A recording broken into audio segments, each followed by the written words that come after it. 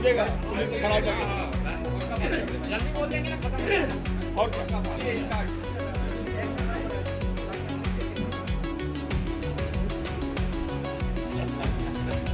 शुरू करें, उधर कभी बंद कराओ। केंद्रों की संख्या की समिति के आधार पर उसका निर्धारण होता है और 13 से 35 से 2058 में सेवा सरकारी समिति का होता है। धान खरीदी होती है। धान खरीदी का जो भुगतान होता है वो सेवा सहकारी समिति के द्वारा चेक से भुगतान किया जाता है।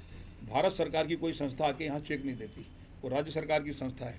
ये इसको बताना इसलिए ज़रूरी है कि भारतीय जनता पार्टी के बहुत से जो हमारे वरिष्ठ नेता हैं, विशेष करके उनके प्रदेश भारतीय जनता पार्टी के अध्यक्ष अरुण साहू जी, केंद्र सरकार खरीदती है, तो चेक कौन देता है? चेक राज्य सरकार की मार्फेड, और मार्फेड से सेवा सहकारी समिति जिसकी संख्या 2058, जब धान बेचने किसान आएगा तो वो चेक जो उसको 3 से 4 दिनों के भीतर उसको भुगतान जो किया जाता है वो राज्य सरकार जितनी सेवा सहकारी समिति सहकारिता विभाग के अंतर्गत वो लोग भुगतान करते हैं। भारत सरकार की कोई संस्था भुगतान नहीं करती। धान खरीदी होगी और धान खरीदी के बाद उसका तौल होगा, तौल के बाद उसका परिवहन होगा, परिवहन के बाद उसका कस्टम मिलिंग होगा, और कस्टम मिलिंग के बाद जो चावल जमा होता है सेंट्रल पूल में, वो चावल का पैसा वहाँ से दिया जाता है। धान खरीदी के लिए किसी प्रकार की कोई राशि अब उसमें प्राप्त नहीं होती। 2018 विधानसभा चुनाव के समय जिस प्रकार से 2500 रुपये प्रति कुंटल धान खरीदी के बारे में कांग्रेस पार्टी की तरफ से कहा गया था, तो 2019 में जब धान खरीदी हुई तो 2500 के हिसाब से सीधे चेक दिया गया।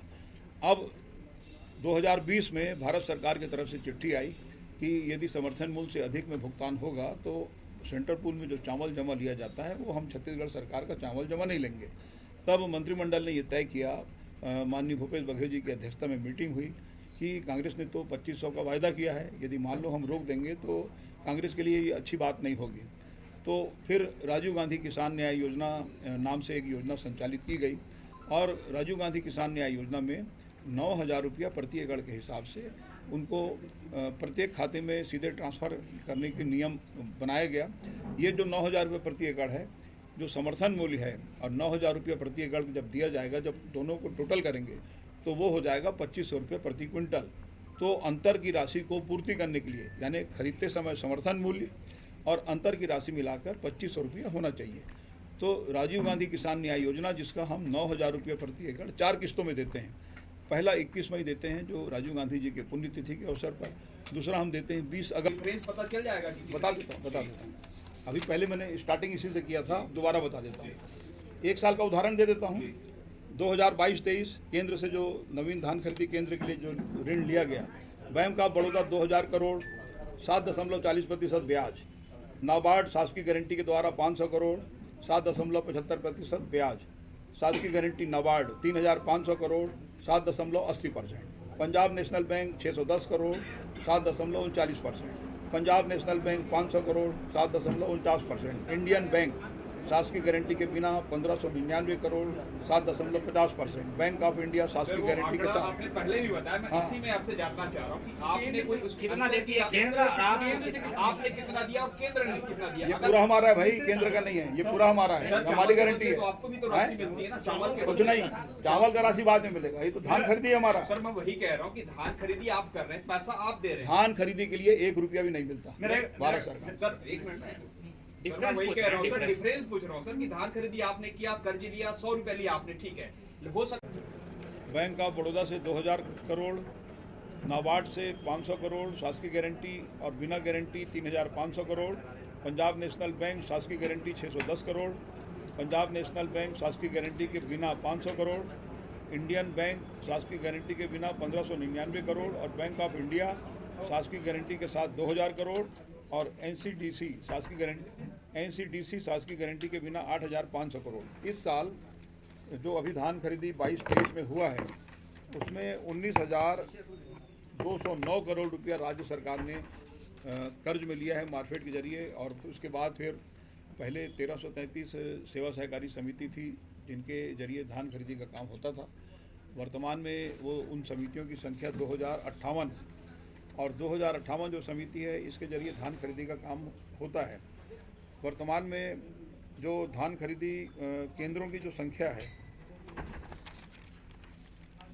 से जो ब्याज की राशि दी जाती है 7.4%, और बिना गारंटी के तो 7.75%, तो कहीं 7.80%। ये ब्याज का राशि भी हम ही देते हैं। केवल सेंट्रल पूल में हमारा चावल जमा होता है, और जो खरीदी होती है वो सेंट्रल पूल में जब चावल जमा होगा तो उसका पैसा हमको मिलता है। धान खरीदी के नाम पर कोई सहायता, कोई अनुदान, किसी प्रकार की कोई राशि केंद्र सरकार की तरफ से प्राप्त नहीं होती। हम खुद खरीदते हैं, इसलिए हम ये भी कह सकते हैं कि हम कब कितना खरीदेंगे। केंद्र सरकार की बात करने वाले लोग ये नहीं कह सकते कि हम कितना खरीदेंगे, क्या करेंगे। तो ये स्पष्ट करने के लिए आज का ये प्रेस कॉन्फ्रेंस। और किसी का कोई प्रश्न हो इसी में शुरू करें। छत्तीसगढ़ सरकार की सबसे बड़ी योजना धान खरीदी। हर साल 20 से 25 हज़ार करोड़ रुपया कर्ज लेकर राज्य सरकार धान खरीदी का काम करती है। धान खरीदी के लिए जो राशि बैंकों के द्वारा ली जाती है वो बैंकों से ब्याज के आधार पर कर्ज लिया जाता है। एक फिगर मैं आपके सामने अभी रखूंगा जिसमें कौन कौन से बैंक से कितना कितना राशि लिया गया है। इसमें वृक्ष संपदा योजना 5 एकड़ तक का वृक्षारोपण जो करेगा 100% उसको सब्सिडी मिलेगा। 5 एकड़ से ऊपर में 50% ये उसको सब्सिडी मिलना है। बहुत अच्छा इसका रिस्पांस है और आने वाले समय में इसको बहुत लाभ आपको दिखेगा। 5 एकड़ तक 100%, मानसून का बता दो। 100%, 5 एकड़ तक 100% जो लगेगा। जलवायु विभाग भी आपके पास है। हाँ। मानसून लेट हो रहा है, क्या असर पड़ेगा उसका? मैं रोक के रखा हूँ। चलिए धन्यवाद। वो भी पैसा देरी होगी। धान खरीदी के लिए कोई पैसा नहीं मिलता। चावल के लिए कह रहा हूं सर। चावल के लिए कितना मिला है? मैं तो क्लियर बोल रहा हूँ कि जो सेंट्रल पूल में जब हम धान खरीदेंगे बारदाना उपलब्ध कराएंगे। सर वही मैं आंकड़ा चाह रहा मैं वही बता रहा हूँ ना। तो जब हम धान खरीदी करेंगे, कस्टम मिलिंग करेंगे, उसके बाद सेंट्रल पूल में जमा करेंगे। तो जब सेंट्रल पूल में जमा करेंगे तो चावल का पैसा मिलेगा। मैं बोल रहा हूँ धान खरीदी के लिए 1 रुपया नहीं मिलता, तो जिम्मेदारी से बोल रहा हूँ नहीं मिलता। प्रति क्विंटल कितना मिलता है चावल बनाने के बाद प्रति क्विंटल? ताज़ा खबरों के अपडेट्स के लिए जुड़े रहिए भोलेराम.com के साथ और हमारे चैनल को लाइक, शेयर और सब्सक्राइब करना न भूलें। नमस्कार।